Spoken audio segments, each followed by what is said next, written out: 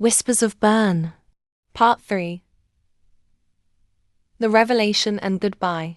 Years passed. 5 of them, to be exact. Akbota no longer wore the same perfume.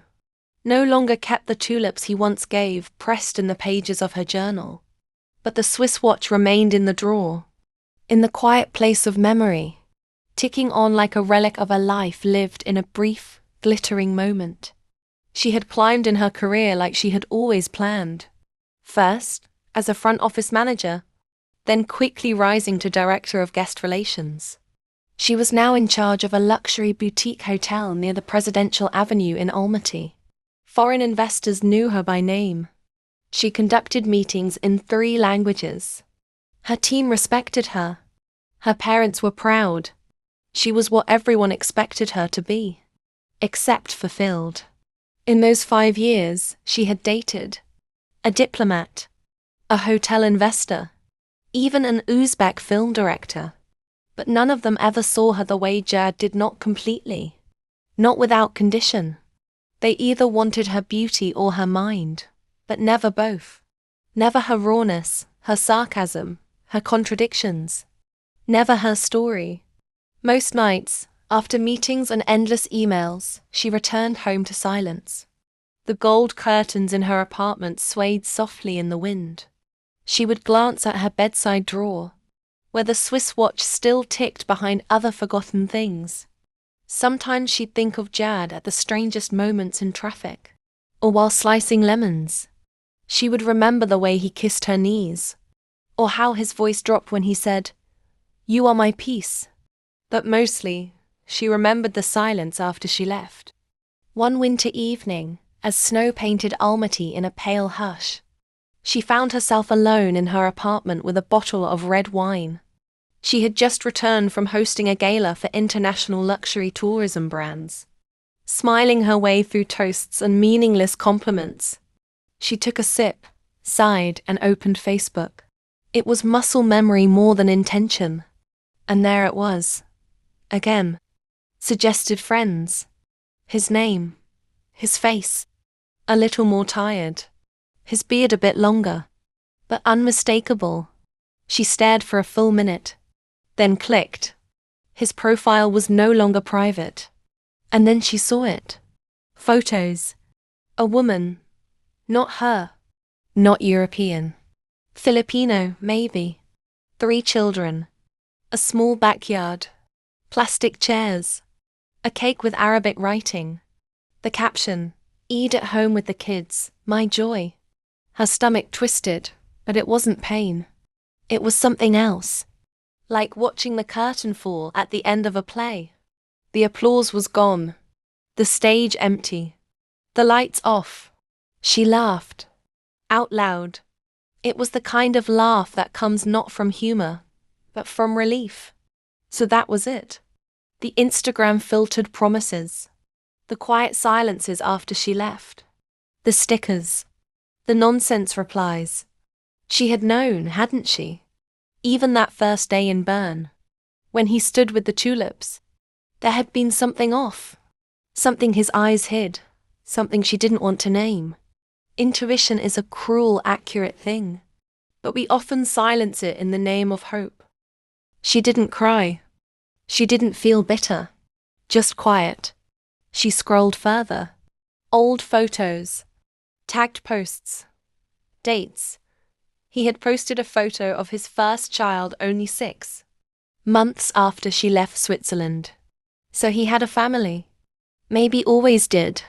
Maybe he never planned to sell the shop in Beirut. Maybe it was all fantasy. Or maybe he loved her in the small, selfish way men like him do, intensely, fleetingly, and without consequence. She hovered over the Friends tab, then clicked unfriend. That night she opened her journal for the first time in years. The one he gave her in Lucerne. Page after page was filled with entries like whispers to the past. I think I love him. I think I love the way he makes me forget the world. Today he kissed my hand for no reason. He said he'd wait for me. She read them all, then flipped to a clean page, and wrote, I loved someone once who made promises to the girl I used to be. But I am no longer her. I am stronger now. Softer too. But smarter. And when I love again, because I will, it will be with eyes wide open. And I will never again mistake romantic gestures for roots. I want real roots. And I will plant them myself if I have to. She closed the journal. And this time, she placed the watch not in the drawer, but on her wrist. She would wear it, not as a memory of Jad, but as a reminder of how far she had come. What she had survived. A month later, she was invited to a regional hospitality summit in Dubai. She almost declined, but something told her to go. Maybe it was curiosity. Maybe instinct. The conference was grand crystal chandeliers, name tags with gold foil, speeches from hotel tycoons. She gave a talk on customer experience and digital luxury. And afterward, people lined up to shake her hand. That evening at the rooftop cocktail event, she stood near the railing with a glass of champagne, looking out at the skyline, when a voice behind her said, "You speak like you've lived 10 lives." She turned. A man stood there mid-40s, dressed simply in a navy shirt, no tie. His hair was streaked with silver at the temples. His eyes, warm, not charming, not showy, just warm. "Maybe I have," she replied, smiling. He extended his hand. "Arif, from Istanbul. I run a boutique riad in Cappadocia." She shook it. Akbota, Almaty, hospitality director. They spoke for hours. He didn't ask her to stay with him. He didn't try to impress her. He just asked about her hometown, her views on leadership, her favorite book. He didn't interrupt. He didn't flirt. He just listened. She felt something inside her stir, not a storm this time, but a quiet wind.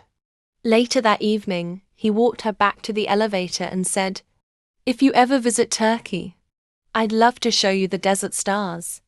She smiled, nodded, and stepped inside.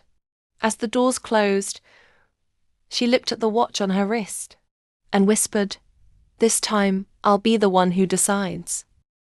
Epilogue. In the years that followed, Akbota never once looked back in regret. She went on to build her own hotel concept, designed around the intersection of Central Asian hospitality and Swiss standards. She opened one in Almaty, another in Istanbul, and yes, she visited Cappadocia twice.